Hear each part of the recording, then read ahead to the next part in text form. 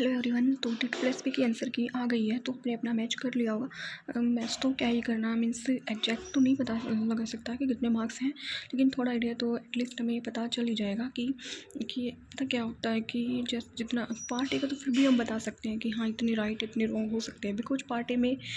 हमें पता होता है कि हमें कितना पेपर आता है कितना पेपर हमें नहीं आता है, तो उस हिसाब से हम अपना प्रेडिक्ट कर लेते हैं कि क्योंकि या तो हमें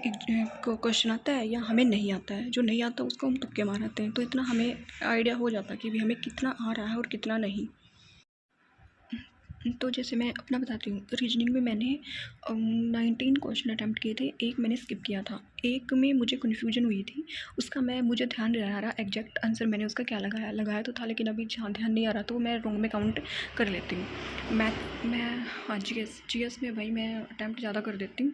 और 7 जो एग्जैक्ट मुझे आते थे उसमें से मैंने वे किए थे, और 7 क्वेश्चन अभी डाउट में है, क्या लगाया क्या नहीं पता, बिल्कुल कुछ नहीं पता 7 में से क्या लगाया है इनका, तो भी मैंने रॉन्ग में ही डाल दिया, क्योंकि अभी इनमें से ठीक हो सकते हैं लेकिन अभी नहीं पता कितने ठीक हो, तो मैं इसलिए इनको रॉन्ग में ही काउंट कर लेती हूँ।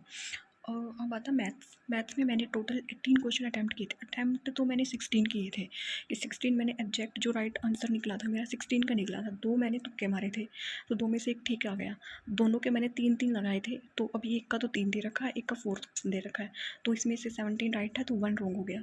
हाँ, और इंग्लिश में मेरे 16 क्वेश्चन मुझे जो एग्जैक्ट आते थे, बिल्कुल आते थे, तो वो 16 क्वेश्चन थे, और एक मैंने स्किप किया था, 3 मैंने तुक्के मारे थे भाई, 3 में मुझे नहीं पता कि मैं क्या लगा के आई हूँ, तो ये भी मैंने रॉन्ग में काउंट कर लिए। और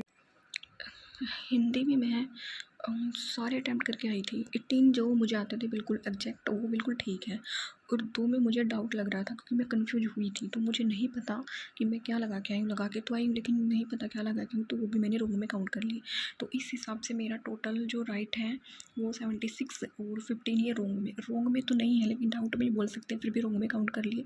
और मैंने कट भी कर लिए हैं साथ में 4 इनके साथ, तो टोटल 4 कट करके ये 72 मेरा मिनिमम है, ये मेरा स्कोर, मतलब मिनिमम, इससे नीचे तो नहीं जाएगा, ठीक, इससे ऊपर ही जा सकता है। तो जो डाउट वाले हैं मैं उनमें से भी चलो लगा लेती हूँ, और 12 क्वेश्चन मेरे डाउट में है, तो उनमें से भी मैं 3 निकाल लेती हूँ, तो अप्रोक्स मेरा 75 पार्ट ए में बन जाएगा। लेकिन पार्ट बी का स्कोर प्रिडिक्ट नहीं किया जा सकता, क्योंकि इतने सारे क्वेश्चंस याद रखना बिल्कुल भी पॉसिबल नहीं है, और मैथ्स रीजनिंग की तरह हिंदी की तरह होता तो फिर भी थोड़ी बहुत हमें ये पता होता है कि हमें कौन से आते हैं कौन से नहीं, तो उस हिसाब से हम अपना प्रिडिक्ट कर लेते हैं, लेकिन यहाँ पे थोड़ा प्रिडिक्ट करना मुश्किल है, और करे भी तो फिर हमें पूरा पेपर सोल्व करना पड़ेगा, कितने हमें क्वेश्चन आ रहे हैं वो लिखो, फिर कितने हमें नहीं आ रहे कन्फ्यूज हो रहे हैं वो लिखो, तो ये थोड़ा हेक्टिक सा हो जाता, तो फिर मैंने इसको छोड़ दिया, मैंने कहा चलो जब रिजल्ट आएगा इसको तब देखेंगे। तो मेरा ये पार्ट ए का स्कोर था। तो अब बात आती है कट ऑफ की, तो कितनी जा सकती है एग्जैक्ट तो कोई नहीं बता सकता, सब प्रीवियस से ईयर के बेस पे ही बता रहे हैं, क्योंकि पहले वैकेंसी कम थी और अब वैकेंसी ज़्यादा है, तो उस हिसाब से सब आइडिया लगा रहे हैं, उस हिसाब से अगर आइडिया लगाया जाए तो 155 के करीब जिसके यूआर में बन रहे हैं, तो वो अपने आप को सिलेक्शन वाली लाइन में समझ सकता है, और एससी में जिसके 145 मार्क्स हैं, और ओबीसी में भी एससी के जितनी ही जाने के चांसेज है, बिकॉज यहाँ पे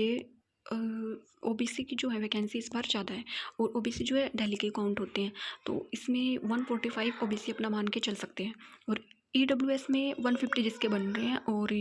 कौन रह गया, हाँ एसटी में जिसके हैं 125 प्लस 130 के आसपास, मतलब इतना जिस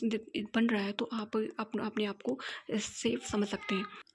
और ये रो स्कोर है, इतना रो स्कोर आपको लेकर चलना ही पड़ेगा, क्योंकि नॉर्मलाइजेशन में नहीं पता किसके कितने मार्क्स बढ़ेंगे किसके कितने घटेंगे, हो सकता है किसी के 2 ही मार्क्स बढ़े, हो सकता है किसी के 10 मार्क्स बढ़ जाए, हो सकता है किसी के कट हो जाए, तो इतना रो स्कोर आपका बन रहा है, तो आप अपने आप को सिलेक्शन वाली लाइन में बिल्कुल समझ सकते हैं। नॉर्मलाइजेशन के यहाँ पर हम नहीं बैठ सकते कि हाँ हमारे बढ़ जाएंगे, हमारे इतने बढ़ जाएंगे, नहीं पता कितने बढ़ेंगे भाई, तो उस हिसाब से इतनी कट ऑफ बताई गई है ये, तो ठीक है, तो मेरी तरफ से ये सब था, और आप भी अपना आइडिया बता सकते हैं कि आपको क्या लगता है, तो फिर ठीक है।